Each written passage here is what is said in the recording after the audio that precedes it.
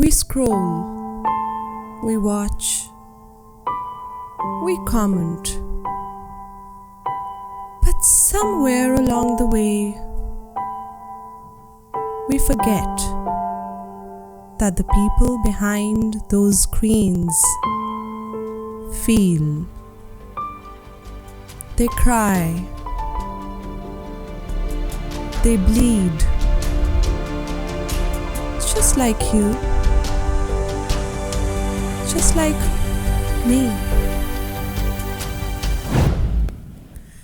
Sometimes I sit and read the comments under celebrity posts, and I genuinely feel disturbed.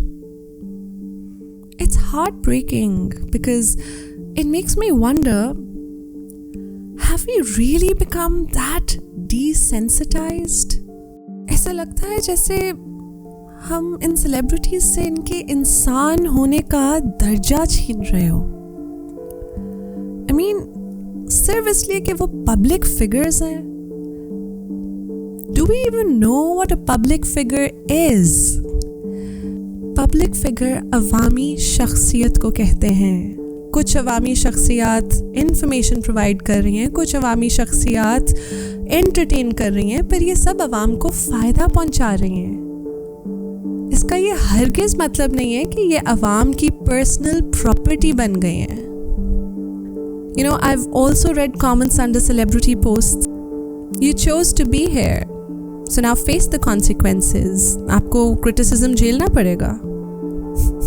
Are you serious? I mean, मुझे इससे ज़्यादा कोई ignorant statement नहीं लगती।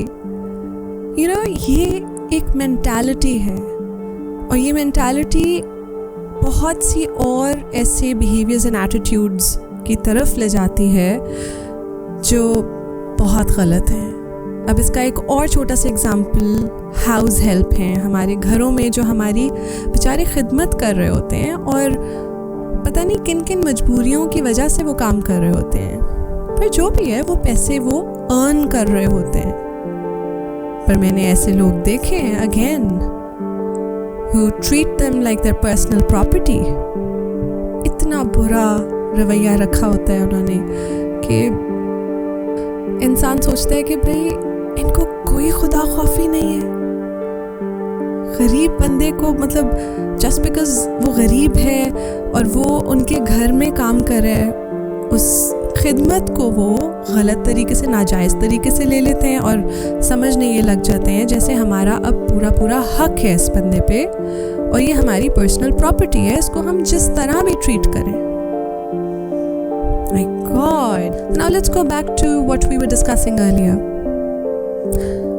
Being a public figure does not mean that you've signed up to be everyone's emotional punching bag.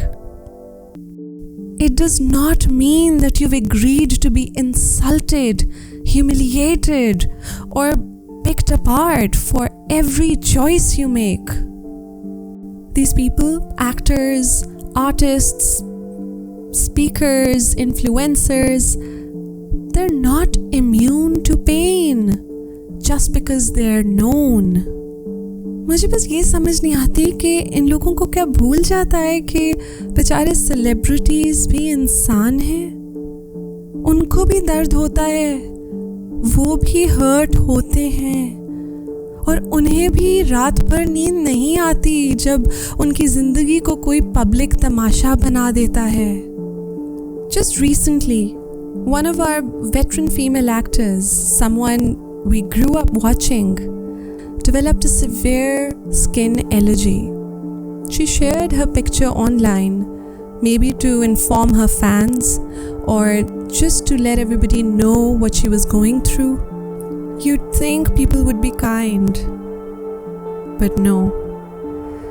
The comment section was filled with mockery, disgust, and heartless words.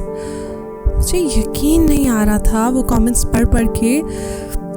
इतने काले words, इतने काले अल्फाज थे, ऐसे words थे, इतने मीन, इतने रूड किस्म के वो वर्ड्स यूज़ हुए हुए थे कि मुझे कुछ कुछ कमेंट्स पढ़ के यकीन नहीं आ रहा था कि ये किसी इंसान ने लिखे हुए हैं, किसी दूसरे इंसान के लिए। मुझे समझ नहीं आती कि जिसकी अपनी माँ हो वो कैसे किसी और अपनी माँ की उम्र की खातून के लिए इस तरह के अल्फाज यूज़ कर सकते हैं। मैं यकीन करें वो अल्फाज दोहरा भी नहीं सकती। I just can't repeat those words because मुझे बाकायदा शर्म आती है। जो मैंने पढ़ा वो मेरे लिए नाकाबिले बर्दाश्त था, तो मैं वो कैसे रिपीट कर सकती हूँ। बट बस इतना ज़रूर कहूँगी कि मुझे शदीद डिसअपॉइंटमेंट हुई। ये क्या लोग हैं, ये मुझे तो समझ नहीं आती किस तरह के अपने किसी डिल्यूजनल वर्ल्ड में रह रहे हैं कि जो अपनी इंसानियत को ही भूल गए हैं। This is something that is ignored. People hardly ever touch upon this topic. इसके बारे में मैंने शायद ही कभी सुना होगा कि कोई बात कर रहा हो या कोई अपना अफसोस जाहिर कर रहा हो। And I am pretty sure बहुत से लोग होंगे, आप सब में से ऐसे बहुत से लोग होंगे जो इसी चीज़ को फील करते हैं, जो मेरी ही तरह हर्ट होते हैं। मुझे पता है इसी वजह से बहुत दिनों से जो मेरे अंदर ही अंदर एक बॉटल्ड अप एक इमोशन था, थॉट्स थी इस टॉपिक से रिलेटेड।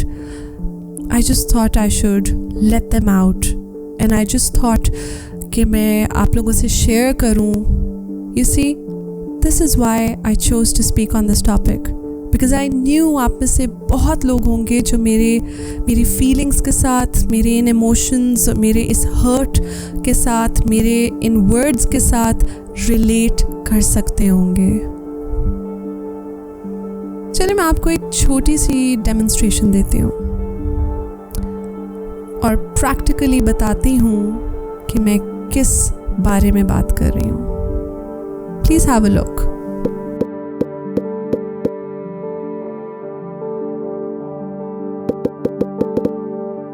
प्लीज पढ़ें इन कमेंट्स को। अगर आप में ज़रा सी भी एम्पैथी है तो मैं मान ही नहीं सकती कि आपको ये कमेंट्स पढ़ के कुछ हो ना रहा हो या फिर आप मूव ना हो रहे हो। मतलब मुझे तो ये सब पढ़ के मैं हिल जाती हूँ। मुझे समझ नहीं आती। आई फील सो हेल्पलेस कि मैं चाह कर भी कुछ नहीं कर पा रही, मगर कोई किसी की इस कदर दिल आज़ारी कर रहा है और मैं कुछ नहीं कर सक रही। You know, one feels so helpless. I don't know why some people are unable to understand the concept of individual differences. The fact that we're all different. We all have different personalities, different set of interests, different lives. And if only we could learn to respect those differences instead of judging them, the world would become a much softer, much safer place to live in. पता है, मसला इसमें नहीं है कि लोग opinion रखते हैं, बल्कि इसमें है कि वो ओपिनियन के नाम पर कितना फिल्थ स्प्रेड कर रहे होते हैं। मसला उनकी गलत सोच में होता है, जो नफ़रत से इतनी भरपूर होती है कि उनको शायद कभी कभी तो लगता है कि ख़ुद भी समझ नहीं आती, जबकि उनके वर्ड्स नेगेटिविटी के अंदर किस हद तक आगे चले गए हैं। मैं सोचती हूँ लोग क्यों नहीं इस बात समझते कि एक एक वर्ड एनर्जी होता है। Every word holds energy.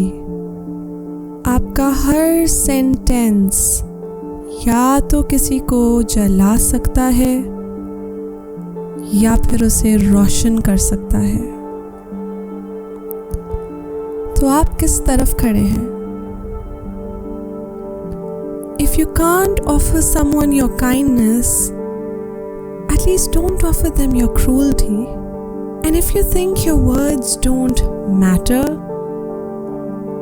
I want you to know this. They do. They reflect who you are more than who you're commenting about.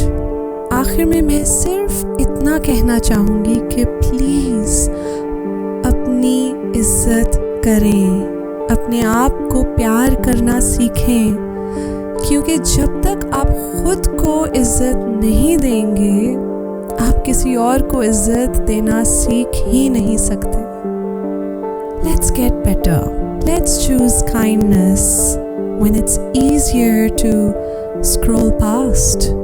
Even when the person on the screen seems far away, remember, they bleed too.